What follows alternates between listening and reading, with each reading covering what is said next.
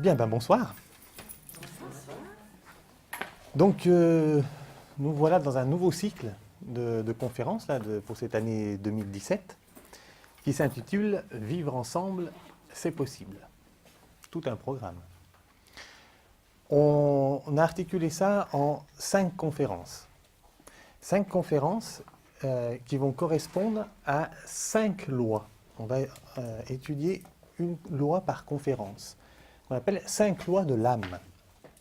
On n'a pas souvent entendu ça, 5 lois de l'âme, ou qu'on appelle 5 lois de la vie de groupe.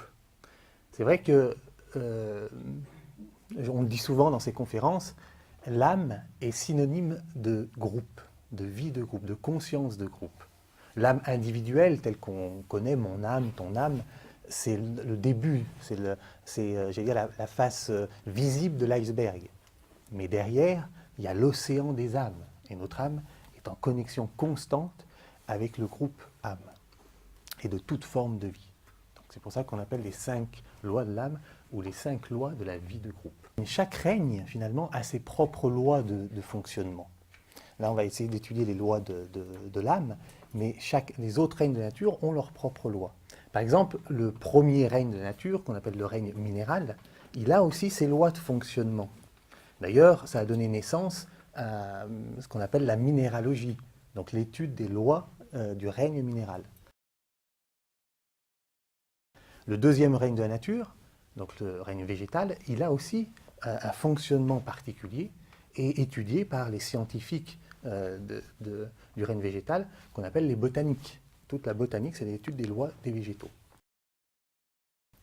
Le troisième règne de la nature, le règne animal, là, ça a donné la zoologie, l'étude des lois, pareil, des animaux. On a ce qu'on appelle le quatrième règne de la nature, c'est le règne humain.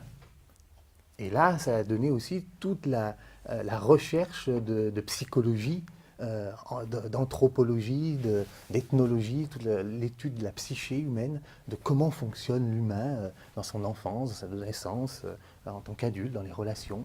Bon, ça a des lois de fonctionnement, on commence à les connaître, on éduque les enfants en fonction de ces lois-là, donc toute l'importance de connaître comment on fonctionne.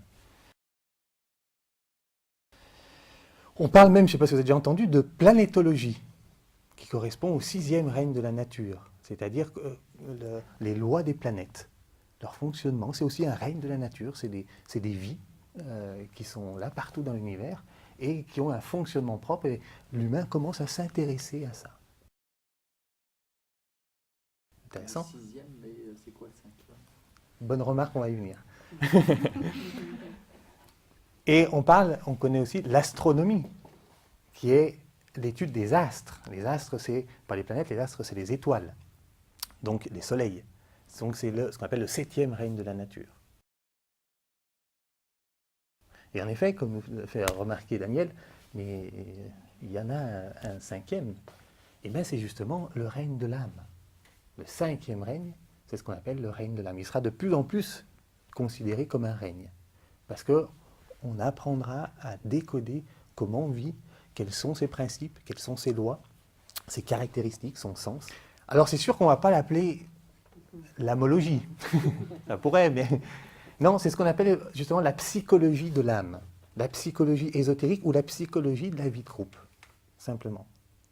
Donc pour étudier ça.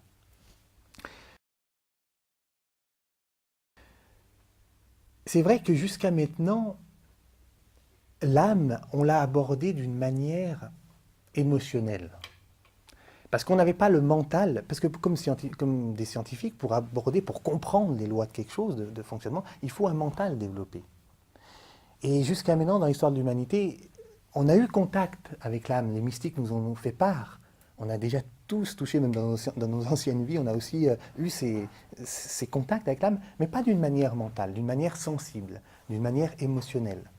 Et ce qui nous a fait dire, et c'était très important, que ça existait. Si vous êtes là, d'ailleurs, c'est qu'il y a une part en vous qui sait que ça existe, qu'il a peut-être déjà perçu. Mais du coup, voilà, on sentait que c'était vrai, que c'était bon, que c'était juste, il y avait quelque chose, mais on ne pouvait pas en dire grand-chose. On ne pouvait pas en dire, mais quelle loi fonctionne au niveau de l'âme? À quoi ça sert? Pourquoi? Qu'est-ce que ça nous enseigne? Pour ça, il faut y aller aussi avec un côté mental. D'ailleurs, tous les mystiques avant pouvaient dire, hein, quand ils revenaient de leur méditation, oh, suivez-moi, c'est génial. Mais pourquoi? À quoi ça sert? Comment? Je ne sais pas, il ne faut pas se poser de questions, venez tous, on y va. Parce que c'était une perception simplement émotionnelle, sensible de la chose. Ce n'est pas à rejeter, mais c'est un aspect de la chose. Mais tant que l'humanité a grandi, qu'elle a développé un peu plus son mental, elle peut aborder le règne de l'âme avec son mental et justement comprendre un peu plus les lois. Justement, les chercheurs de l'intérieur qui sont allés avec leur mental un peu explorer ça, qu'on appelle les scientifiques de l'intérieur, eh bien, ils ont mis en évidence 5 lois de l'âme. La première qui s'appelle la loi de sacrifice. La deuxième qui s'appelle la loi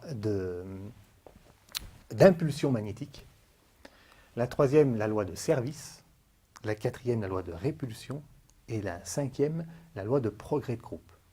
Il y en a 2 autres, parce qu'en fait il y en a 7, mais qui sont pour l'instant inaccessibles à notre compréhension et encore moins à notre mise en application. Quand l'humain aura plus de développement, il pourra peut-être les saisir. Mais c'est intéressant de voir que l'âme a ses lois, que la raison doit maintenant apprendre à connaître. Dans le passé, jusqu'à maintenant, tous les enseignements nous ont non pas enseigné les lois, nous ont enseigné les comportements. C'est-à-dire comment il fallait se comporter. D'ailleurs, on a eu les 10 commandements, tu ne tueras point, tu ne voleras point, que ta parole soit impeccable, comme ça il y a des accords, il y a des trucs. C'est des attitudes, j'allais dire, extérieures, bonnes, hein, saines, mais qui, nous, en tant qu'enfants, dans l'humanité, ben voilà, on suivait des sages ou des gens qui nous disent il faut se comporter comme ça. Donc, voilà, on s'efforçait de cela, et c'est bien, c'est un début dans le chemin de la spiritualité. Sauf que maintenant, on a les moyens intérieurs et de compréhension d'aller beaucoup plus loin, de remonter aux causes des comportements. Les comportements sont que les effets, j'allais dire, de causes plus subtiles que sont ces lois. Et du coup, c'est important nous-mêmes d'aller essayer d'explorer un peu plus, mais pourquoi on doit se comporter comme ça? Et non pas d'obéir comme des enfants à un papa qui nous a dit qu'il fallait être de telle ou telle manière.